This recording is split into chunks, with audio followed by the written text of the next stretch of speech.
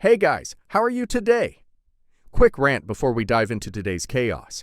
As some of you might have noticed, YouTube's algorithm has decided I'm not special anymore. Shocking, I know. So now if you don't like, comment, or do a little backflip in the algorithm's honor, this video might just vanish into the void, never to be seen again. Seriously though, even a hi or "this is wild" in the comments helps way more than you think. It tells YouTube, hey, people actually like this channel. Maybe don't hide it from everyone. That can really help push my videos out to a wider audience, not just to my subscribers. So if you enjoy these stories and want to support the channel, that's the best way to do it. Now grab a drink, get comfy, and enjoy the drama. You won't want to miss this one. Basic backstory. I'm the third youngest of 4 siblings.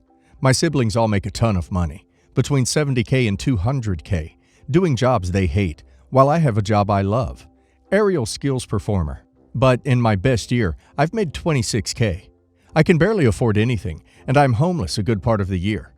I went to see my parents not too long ago, and they wanted to go over their will with me. They don't have a lot, maybe like total $300,000, including their house, and they were going to split it up 4 ways.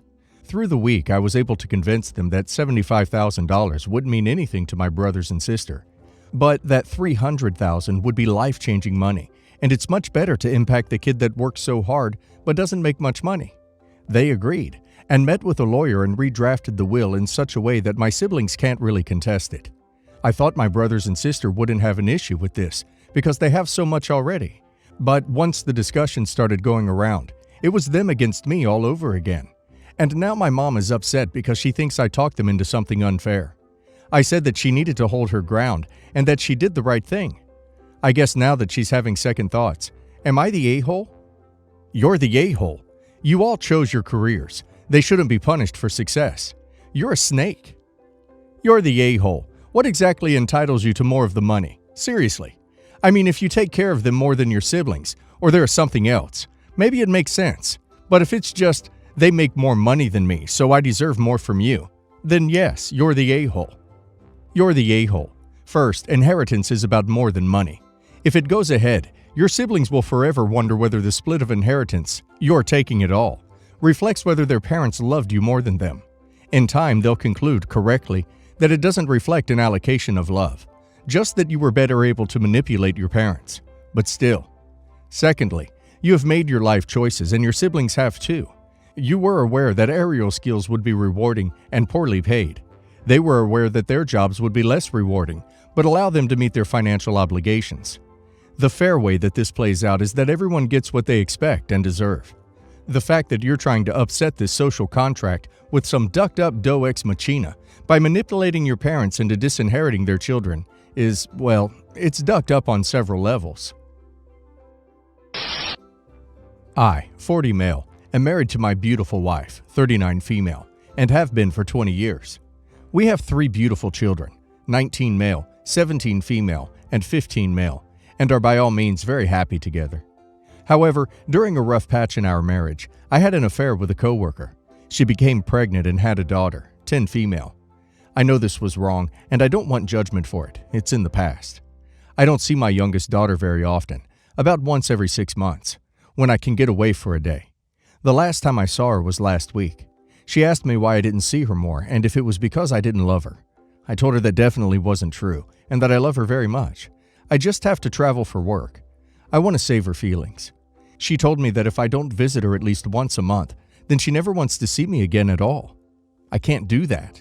I have a lot of weekend commitments with my other children. I want to maintain a relationship with my youngest daughter, but I can't see her that regularly. If push comes to shove, I'm going to choose my wife and family. My daughter has her mother to depend on, and she'll be okay, even though it would break my heart. Her mother hasn't told her about my family and doesn't want to. It's better if my daughter doesn't know. Would I be the a-hole if I chose my family over my illegitimate daughter? Edit. I know I've done the wrong thing by my children and my wife. I was wrong to treat my daughter as if she isn't family. Many people have said I should be honest, but if I do that, I will lose my marriage, and I love my wife too much to hurt her more than I already have. I'm going to have to accept potentially losing my relationship with my daughter. Maybe things will be different when she's older and I can see her independently. But for now, I have to hope that she was just upset and did not mean it when she said she didn't want to see me anymore. I don't think the people on this board understand the consequences that the truth can have. For now, a lie is better. You're the a-hole. She's asking you, can you see her once a month? Once. If you can't even make that happen, it's pretty clear that you don't care about this child at all, and you simply don't want to be around her. This might come as news to you, but you're a part of the reason as to why she's in this world. She's as much your child as the ones you have with your wife. She simply wants a father figure, which you are not. You're the a-hole. You had an affair, hid it from your wife, lied about a child being involved, sneak around seeing your ex-lover and your kid with her once every 6 months, lie to the kid, lie to the other kids, lie to your wife some more. Don't pay a dime in child support, presumably, because then your wife will see it in your bank statements, and it's better for your child to live in poverty than for your wife to know the truth. And yet somehow you think cutting off contact is something you are doing for anyone but yourself? You are not and never have chosen your family. You chose what was easiest for you, what caused you the least problems, what prevented you from being exposed for what you are. You chose what kept you from divorce, being disowned by your kids, and shunned from your entire extended family. You chose yourself, not your wife, not your kids, and when they find out, and they will, you will die alone, and all of your children will hate you. The end. You're the a-hole, in every single possible way.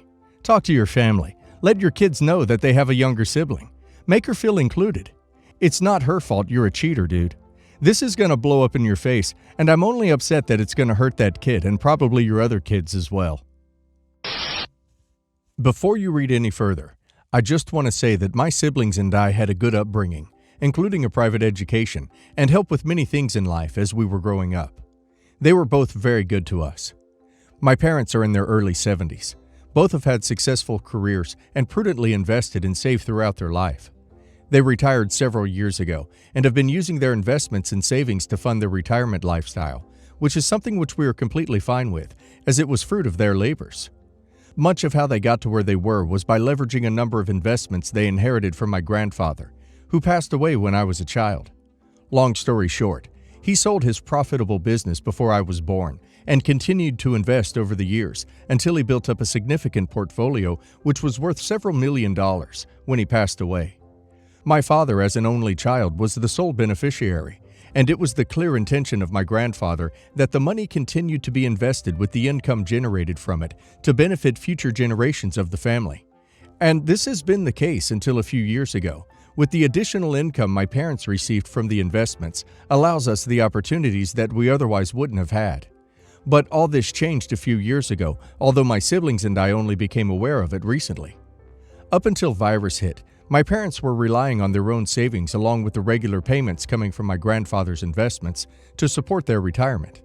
But following the extended period of lockdowns and isolation during virus, my parents have decided that they want to see the world and enjoy their retirement years while they are still in good health. Again, we had no problem with that, as we thought they were relying on a combination of their own savings and investment payments to cover this. A few weeks ago during a family discussion, it came out that my grandfather's investments had taken a hit over the past several years, and they have been drawing down from the capital to maintain the new lifestyle they have come to enjoy, instead of scaling things back. While there is still a significant amount of money, they have made it clear they intend to keep living the new lifestyle and traveling in the coming years, and it is clear they very much have a sense of entitlement around what they are doing. My siblings and I have estimated that at their current rate of spending, they will have depleted the entire investment in the next 5 to 7 years, at which point there will be nothing left from my grandfather's inheritance they received to pass on to us. I'm not saying that they shouldn't have been allowed to enjoy their twilight years. However, it was our grandfather's intention that this money be passed down through the family to allow future generations to have opportunities they otherwise wouldn't have had. Even without the extra money, my parents would still be capable of living a comfortable life on their own, without extravagance, but it is clear they have no intention of changing their ways anytime soon.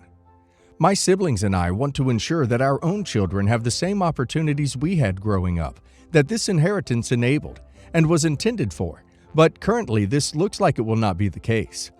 We have suggested that they put the remainder into a family trust or similar entity, so this can happen, but they either do not want to discuss it or tell us that they will look into it at some point in the future, by which point we feel it will be too late. What I'm looking for is any kind of advice for how we could convince them to slow down or stop their current habits, or at worst, do we have any legal recourse for protecting my grandfather's inheritance from being completely used up in the coming years before it is too late to save anything for the family's future? You and your siblings had a good upbringing, including a private education, and help with many things in your life as you were growing up.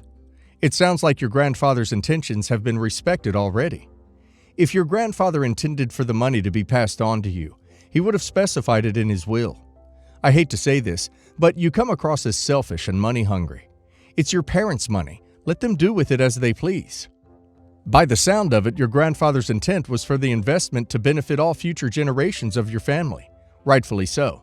However, if all your grandfather's investments and other assets were passed to your father as sole beneficiary, and not passed to some sort of trust or other instrument, then your father has all access and power to those assets.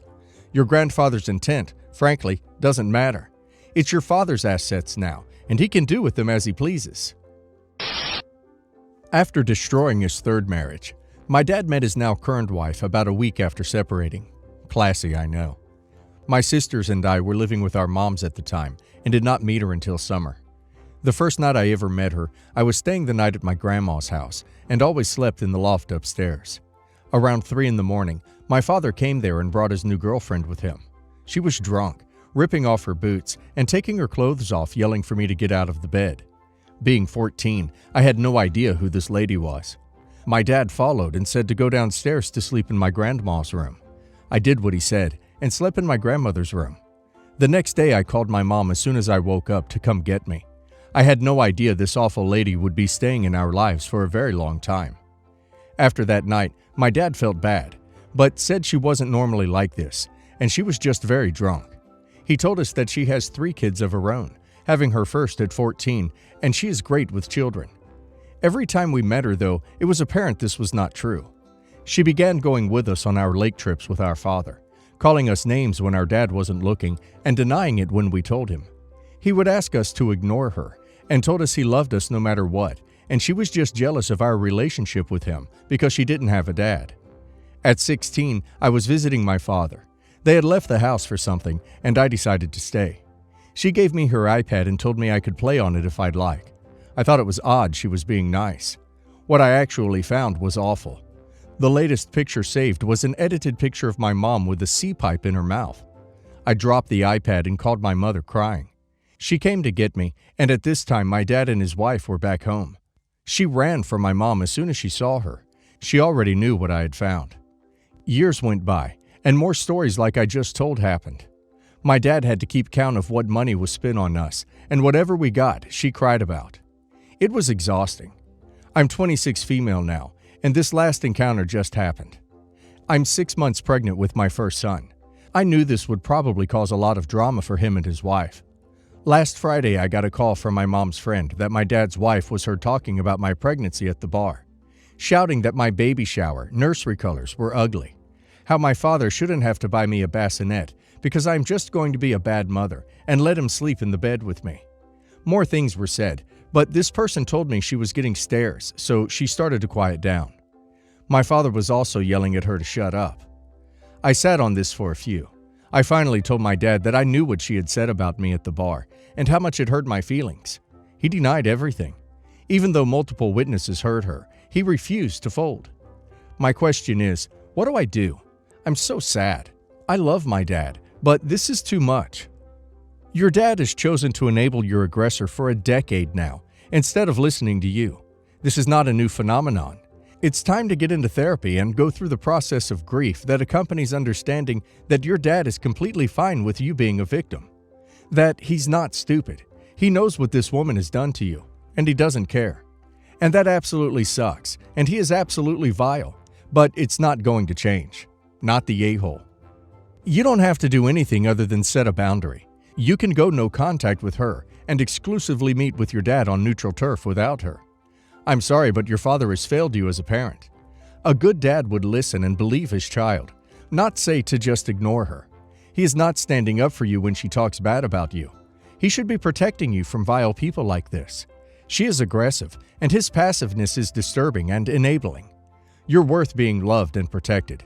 Please see a therapist and find a way to value yourself enough to limit contact. It really sounds like they aren't adding anything positive to your life.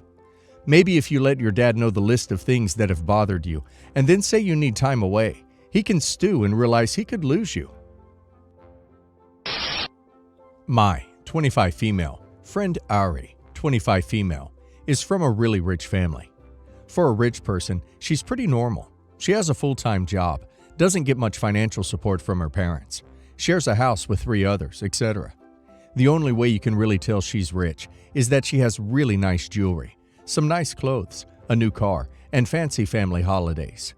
Ari prefers to shop at cheap, fast fashion places and doesn't really know much about designers. Even though I'm not rich, I'm an avid hunter of secondhand designer bargains.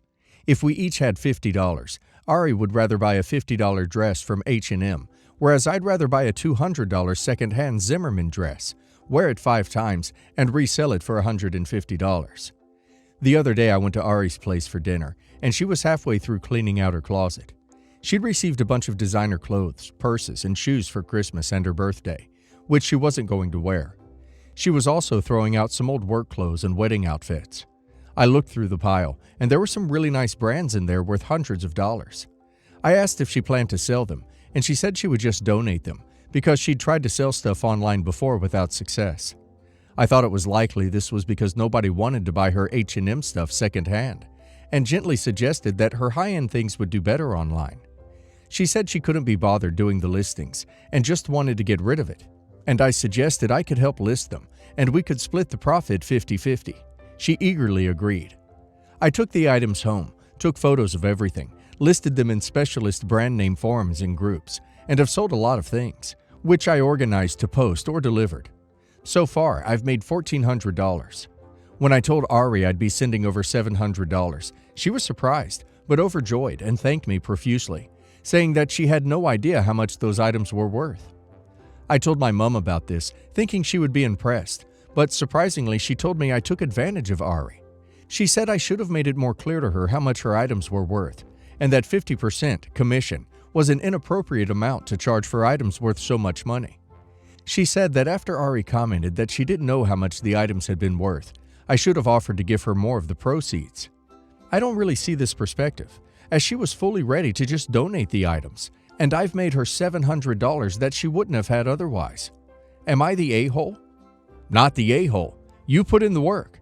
Ari was going to toss or donate, so she, and you, have $700 you otherwise wouldn't have had. Your mom is wrong, too. Consignment shops generally take 50%, and you did the same. Not the a-hole. If you didn't show up, those clothes would have been bagged and donated. You both agreed 50-50 split. You did all the work, and Ari got a lot more money than she expected. You both profited from the sale. I have no idea why some moms get so bent out of shape when their daughters do things they wouldn't do. I wonder what she would have said if you were a man. Sorry, I'm projecting. For the last 30 years, I would hear my mom's disapproval when I tell her how I stood up for myself, too blunt, or how I was assertive, too aggressive, instead of the passive route she took in life. You did a great job and have a real knack for business. Not the a-hole. No way. Good for you, and good for Ari. She was literally going to give this crap away for free, and your hard work has turned her donations into some serious cold hard cash for you both. If you had told her you'd take her stuff to the donation center and had secretly sold them online and pocketed the proceeds, I'd agree with your mom 100%. But you did a good thing, and you've been handsomely rewarded.